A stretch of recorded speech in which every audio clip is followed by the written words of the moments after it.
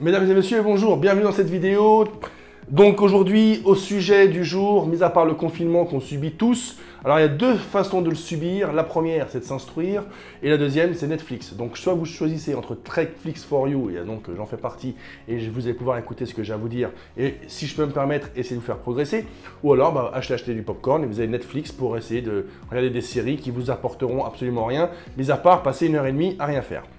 Donc, beaucoup de messages en ce moment sur mes réseaux sociaux où vous me demandez, Mika, fais-nous profiter un petit peu d'une journée typique de trading. Écoutez, je vais m'y atteler. Je vais essayer de vous expliquer un petit peu comment se passe la journée d'un trader.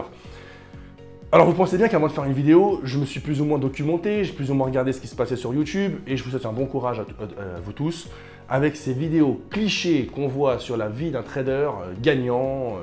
Youpi, on est les meilleurs, je suis un trader gagnant et je vous montre comment on fait.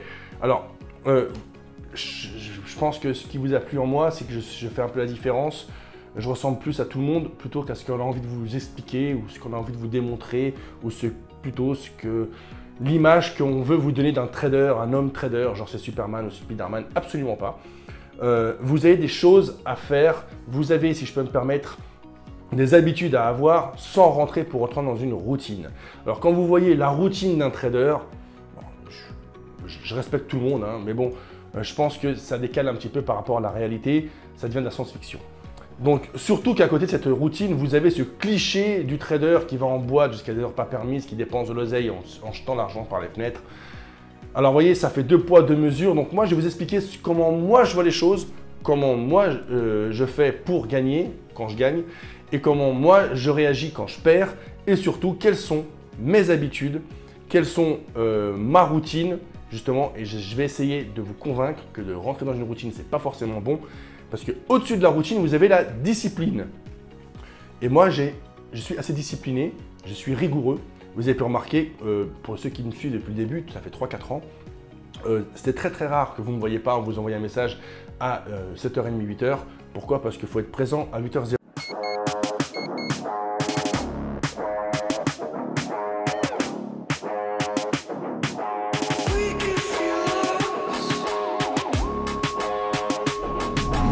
Donc je tourne la page, donc regardez bien, je l'ai marqué ici pour vous expliquer un petit peu grosso modo quelle est ma routine personnelle. Donc je vais vous retirer l'espace d'aller sur le calendrier économique, etc. On va y venir juste après. Donc déjà, il faut que vous soyez prêt à 8h. Pourquoi? Parce que le marché ouvre à 8h01 sur les CFD. Donc il faut que vous soyez prêt à pouvoir rentrer en position. Du moins voir ce qui se passe. Donc moi, je me réveille en moyenne à 7h du matin. Entre 7h et 8h, vous avez le droit à prendre un café, vous avez le droit, votre petit déjeuner si vous avez le temps.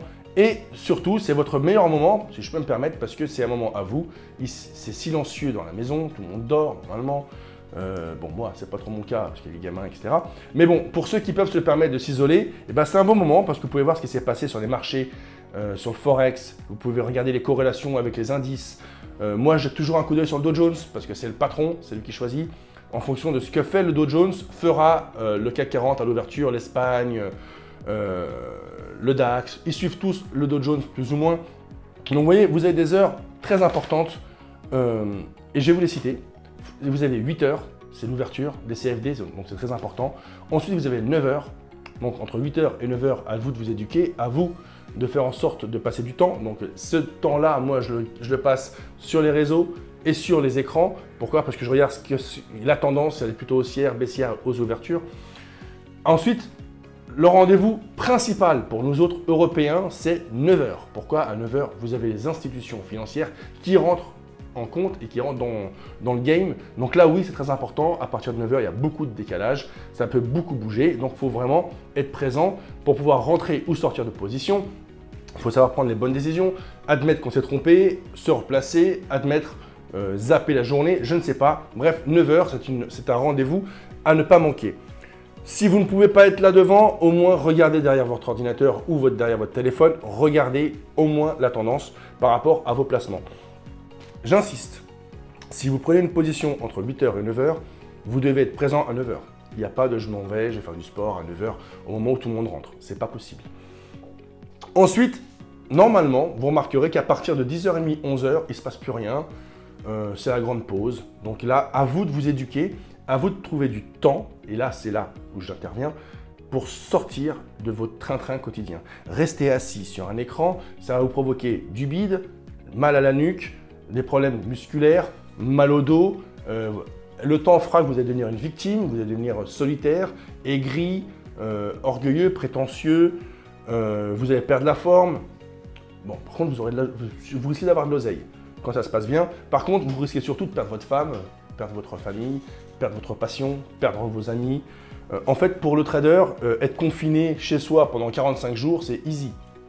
Parce que c'est ce qu'on fait toute l'année. Donc justement, moi je me force et je me force à vous le montrer sur mes réseaux sociaux que je sors de ce contexte.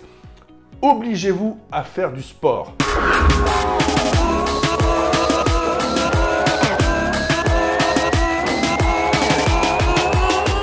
Le fait de faire du sport, vous allez au moins détraumatiser si vous êtes perdant, vous allez déculpabiliser votre aide, vous allez pouvoir extérioriser ce stress. Et ce stress, c'est votre cancer de demain, je préfère vous le dire. Donc, en faisant du sport, évacuez la probabilité d'être une personne malade plus tard. Donc, jusqu'à 15h30,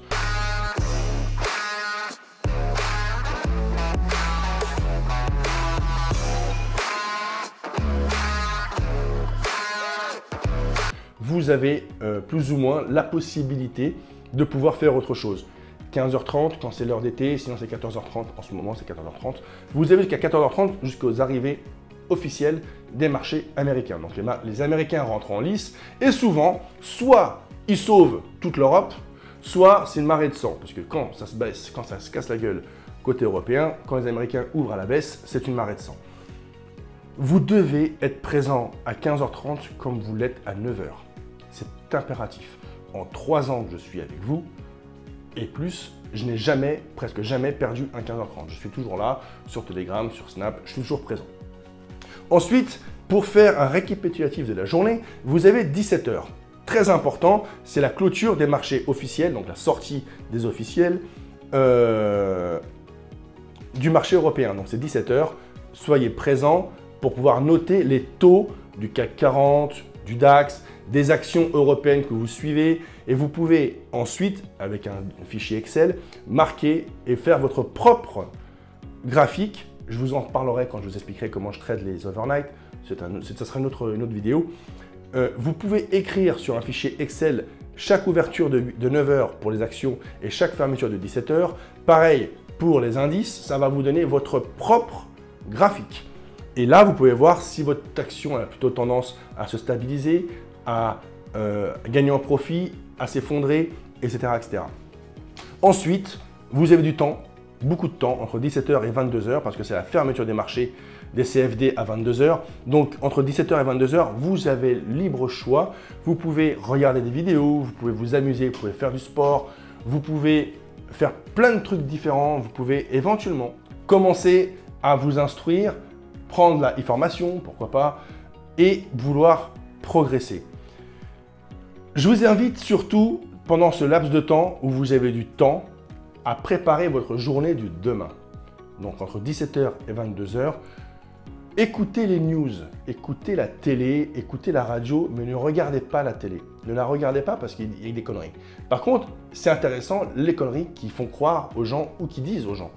Et avec ça, vous allez pouvoir commencer à pouvoir prendre des bonnes habitudes. En ce moment, en plein confinement, les aéroports ferment, les frontières ferment. Air France dit qu'ils vont diminuer de 90%. 80% de la masse salariale d'Air France, je vais prendre l'exemple, vont être en chômage partiel. Alors, ce n'est pas forcément une mauvaise nouvelle, ce n'est pas forcément pour cela qu'il faut vendre Air France, bien au contraire, parce qu'ils ont emmagasiné et emassé du bénéfice et ils vont tout clôturer et tout va être pris en compte. Tous les frais seront pris en compte par l'État. Donc, vous voyez, c'est éventuellement, c'est peut-être un début de remontada pour Air France. C'est un exemple que je vous donne. Donc, vous voyez, par exemple, en ce moment, la tendance est de regarder Netflix. Donc, les abonnements Netflix devraient exploser, nous sommes d'accord. Et bien, pourquoi pas s'intéresser à l'action Netflix. Entre 17h et 22h, vous avez le temps de regarder les graphiques de Netflix. Vous avez le temps de vous y intéresser. Il y a plein de choses comme ça. Ils vont décaler l'euro. L'euro, c'est pour l'année prochaine. Donc, la FDJ, tous Nike, Adidas, toutes ces actions-là vont en prendre un coup. Vous pensez bien, ils ont investi des millions dans de la publicité. Ils ont investi des millions, pour ne pas dire des milliards, en préparation pour cet événement qui aurait dû leur apporter des milliards. Et du coup, ça a été reporté. Donc, mauvaise nouvelle, ce serait intéressant de s'intéresser à la réaction de la firme Nike, Adidas et tout article de sport. Ce serait intéressant de s'y intéresser. Donc, entre 17h et 22h, vous avez ce laps de temps où vous devez vous instruire. Et là, si je peux me permettre, moi, je n'interviens pas et personne n'interviendra à votre place. Il n'y a que toi, je vous tutoie, parce que il n'y a que toi qui peut t'y intéresser. Il n'y a que toi qui peut passer ton temps à vouloir comprendre, analyser et surtout faire. C'est en faisant que tu progresseras. C'est en faisant et en te trompant que tu gagneras en crédibilité pour ta propre personne et en assurance par rapport à tes propres trades. Parce que tu seras déjà passé par là, tu sauras ce que c'est qu'un crash boursier, tu sauras ce que c'est qu'une belle bougie montante, tu sauras ce que c'est que la joie de gagner et tu sauras ce que c'est que d'accepter de perdre. Et puis indirectement, personne ne te juge, personne ne regarde ton portefeuille, personne est là à essayer de savoir si tu gagnes ou tu perds. Donc au pire, tu perds, au mieux, tu es content. Tout le monde n'est pas comme avec moi qui regarde ce que je fais, oui, il a gagné, ah, il a perdu. Laisse ça pour moi, ça me va très bien. Alors, ensuite, suite au calendrier économique que tu regardes normalement le matin, tu dois choisir tes positions. Si tu rentres en position, n'oubliez pas que rien faire, c'est faire quelque chose, parce que tu prends la décision de t'abstenir, donc tu fais quelque chose. Si tu optes pour un achat, si tu as choisi de rentrer en position, la règle de base, c'est que si tu rentres dans le marché officiel entre 9h et 17h, ta position doit pouvoir tenir entre 9h et 17h. C'est comme un marathon, c'est comme une course. Il n'est pas normal que si tu rentres à 9h, à 9h30, tu sois obligé de sortir. C'est que tu as mis un levier qui dépasse ton capital. Ça, c'est la base. Il faut que ton trade puisse durer au moins la journée. Donc, à toi de savoir choisir ton levier et surtout de savoir respecter ton plan de trading. La patience n'est pas forcément la meilleure des vertus, mais c'est la vertu numéro 1 dans le trading. Et ce n'est pas la mienne et j'y travaille chaque jour.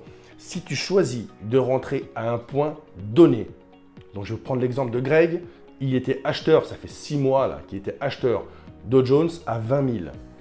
Et tout le monde rigolait. Et donc Greg, ça fait 6 mois qu'il ne se positionnait pas en achat sur Dow Jones. Enfin, 6 mois, prêtez-moi 2 ou 3 mois, hein, je peux me tromper. Et hier, il a enfin touché les 20 000, donc il a touché son plan de trading, il est passé acheteur. Quand moi j'étais vendeur. Il est passé acheteur et il a gagné, il a réussi son trade. C'est exactement ça que j'aimerais vous inculquer.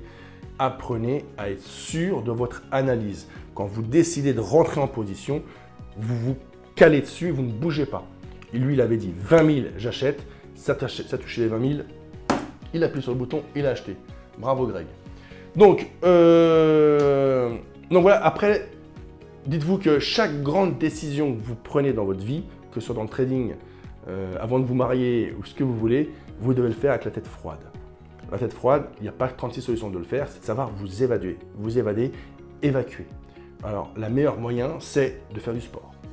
Je recommande vivement de faire du sport pour votre santé, pour vos nerfs et surtout pour votre vie sociale. C'est bien de sortir de ce bureau, de ce confinement, de cette façon d'être. Voilà, on n'a pas tellement le choix, mais si vous pouvez déconnecter, déconnectez. Chacun parmi vous, on a tous un enfant caché en nous, on a tous une passion, on a tous quelque chose. Eh bien, apprenez à vous isoler, à retrouver l'enfant qui sommeille encore en vous et de déconnecter de la réalité. Ça vous fait du bien et ça vous permettra d'être plus performant au moment où vous en avez besoin.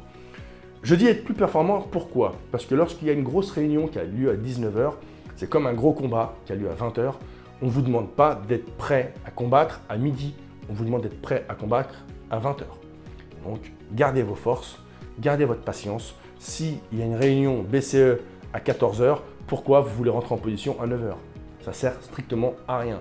Il faut être prêt à 14h, pas avant, pas après. C'est comme prendre le train. Le TGV, il part à 14h02. 14h02 et 30 secondes, il est parti. Il faut être là, pas à 10h, pas à midi. Bon, Colonel Malou m'aurait dit il faut être là à midi. Mais là, à 14h moins 5, c'est largement suffisant. C'est là où il faut rentrer en position. C'est pareil dans la vie en général. Voilà, je pense que j'ai réalisé cette petite vidéo.